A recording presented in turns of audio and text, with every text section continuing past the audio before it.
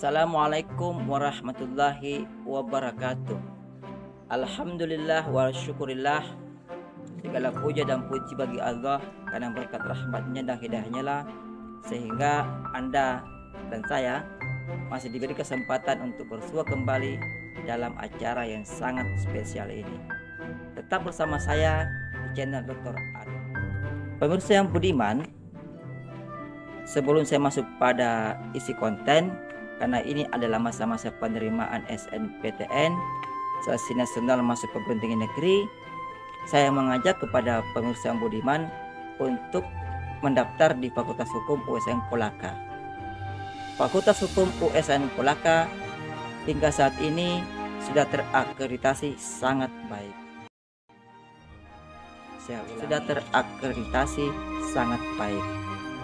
Masuk ke Fakultas Hukum USN Kolaka bukan penyesalan, tapi suatu sekian iklannya. Sekarang kita masuk pada materi pada hari ini. Pemirsa yang budiman, di hari yang cerah ini sangat cerah, hari yang sangat baik untuk membuat materi. Ya, izinkanlah saya berbincang-bincang sedikit tentang subjek hukum. Subjek hukum di dalam literatur kita biasa juga jumpai dengan istilah subjek. Ini dari bahasa Belanda. Nah, istilah lain bisa kita jumpai dengan istilah law subject, ya, dari bahasa Inggris. Nah, itu istilah ya. Saya sampaikan istilahnya ini supaya nanti ketika membaca referensi asing atau membaca referensi lain dan menggunakan istilah ini supaya jangan bingung.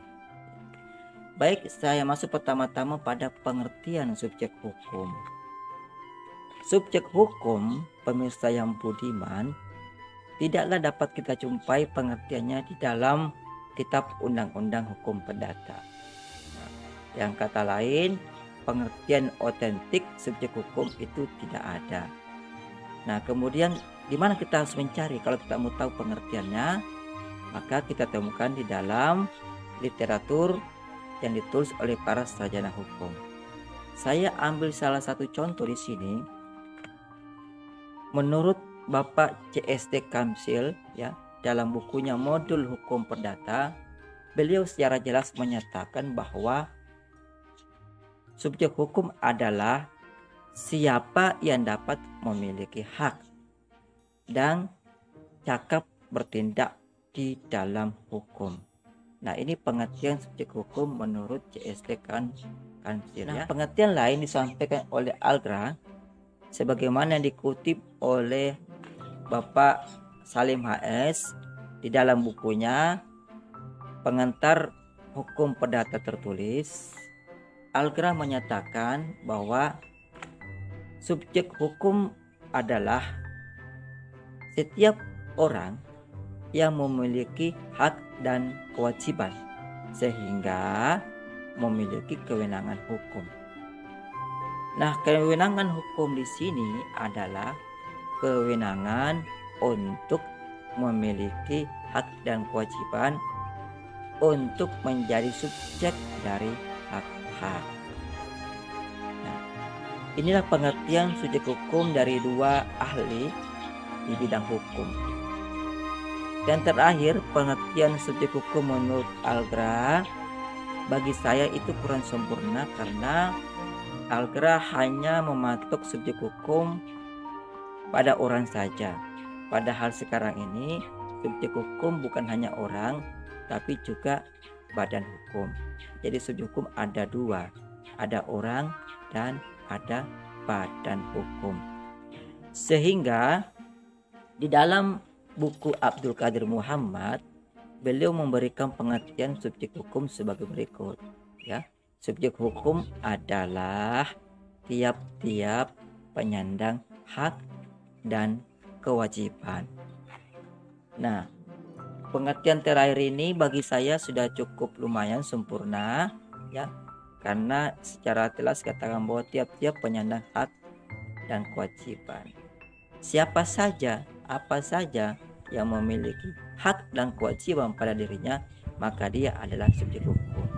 Jadi untuk menjadi subjek hukum maka kita harus memiliki dua hal, Yang pertama kita memiliki hak, dan yang kedua kita memiliki kewajiban.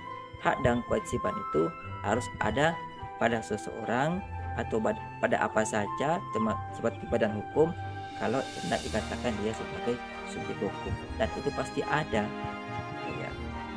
Tidak ada orang yang tidak memiliki hak tapi hanya punya kewajiban. Tidak ada orang yang hanya punya kewajiban tapi tidak memiliki hak. Untuk zaman sekarang ada pasti hak dan kewajiban. Beda sama zaman dulu. Di zaman dulu ketika masih kerajaan ada istilah perbudakan. Budak itu hanya punya kewajiban mengabdi kepada tuannya, kerja kepada tuannya, tapi pun tidak punya hak untuk menerima gaji. Ini budak. Nah, ini zaman tempo dulu. Sekarang beda ya. Baik, saya kembali kepada pengertian subjek hukum yang diberikan oleh CSD Council. Beliau memberikan pengertian subjek hukum itu dalam bentuk pertanyaan. Ya, saya ulangi ya, pengertian subjek hukum menurut CSD Council. Beliau menyampaikan begini, subjek hukum adalah siapa yang dapat mempunyai hak dan cakap bertindak di dalam hukum. Beliau memberikan pengertian subjek hukum dengan melontarkan dua pertanyaan. Yang pertama, siapakah yang mempunyai hak? Hak di sini adalah hak keperdataan. Ya. Nah, pertanyaan ini dapat dijawab dengan membaca pasal 1 Kitab Undang-Undang Hukum Perdata. Di dalam KUH Perdata terjemahan Subekti dinyatakan bahwa pasal satunya ya, pasal satunya KUH Perdata menyatakan bahwa menikmati hak-hak keperdataan tidak tergantung pada kewarganegaraan. Nah, itu ya. Mari kita ulas sedikit makna dari kalimat hukum ini. Makna dari pasal 1 ini menyatakan bahwa sebenarnya bermakna bahwa setiap orang, setiap subjek hukum, bukan cuma orang ya, secara alat bukan cuma orang, tapi setiap subjek hukum memiliki hak yang sama untuk menikmati hak keperdataan. Jadi tidak dibatasi dengan kewarganegaraan. Baik dia orang Indonesia, baik dia orang Singapura, Malaysia, Chinese ya, yang tinggal di Indonesia, itu semua memiliki hak keperdataan. Ya, hak keperdataan yang sama untuk menikmati hak-hak tersebut. Baik dia orang asing ya, baik dia pendatang maupun pribumi, semua memiliki hak yang sama dalam menikmati hak-hak keperdataan. Jadi tidak dibeda-bedakan. Kemudian pertanyaan kedua, siapa yang cakap bertindak dalam hukum? Yang cakap bertindak di dalam hukum ini bisa pula kita jumpai di dalam KUH Perdata pada pasal 1330 ya. Silakan nanti dilihat, dibuka kitabnya 1330, semoga saya tidak salah. Jadi pasal 1330 KUH Perdata di situ diterangkan bahwa tidak cakap membuat perjanjian adalah 1.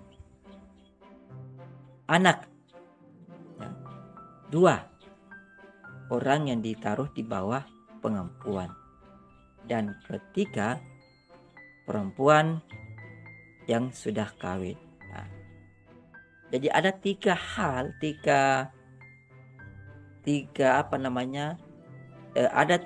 pihak yang tidak boleh melakukan perbuatan hukum, yaitu yang pertama anak ya, yang kedua orang yang ditaruh di bawah pengampuan, dan yang ketiga perempuan yang sudah kawin, ya istri ya.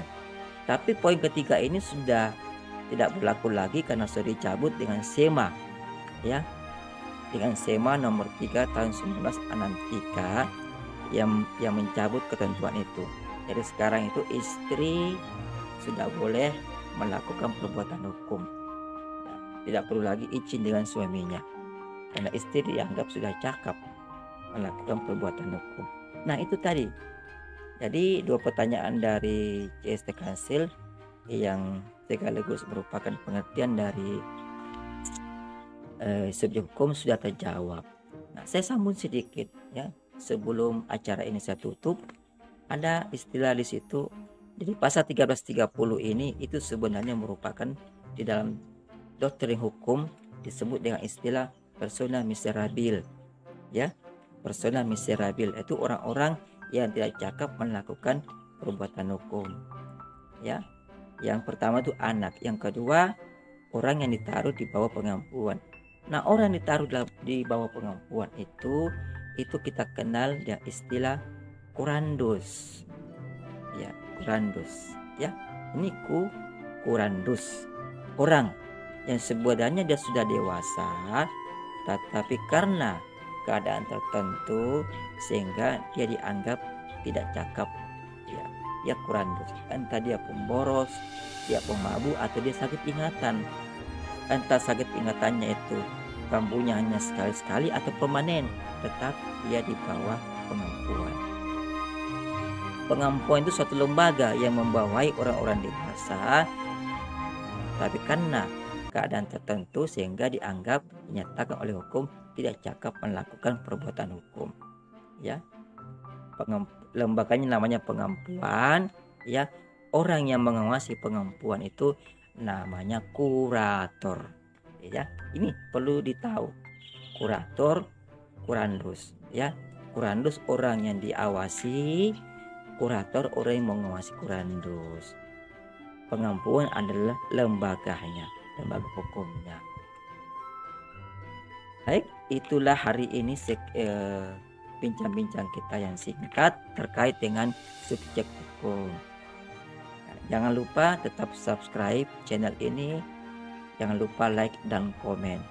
Karena subscribe kalian membuat channel ini tetap ada dan selalu ada untuk pemirsa yang budiman. Sekian dari saya. Wassalamualaikum warahmatullahi wabarakatuh. Terima kasih ya sudah menonton. Jangan lupa subscribe, like, dan komen.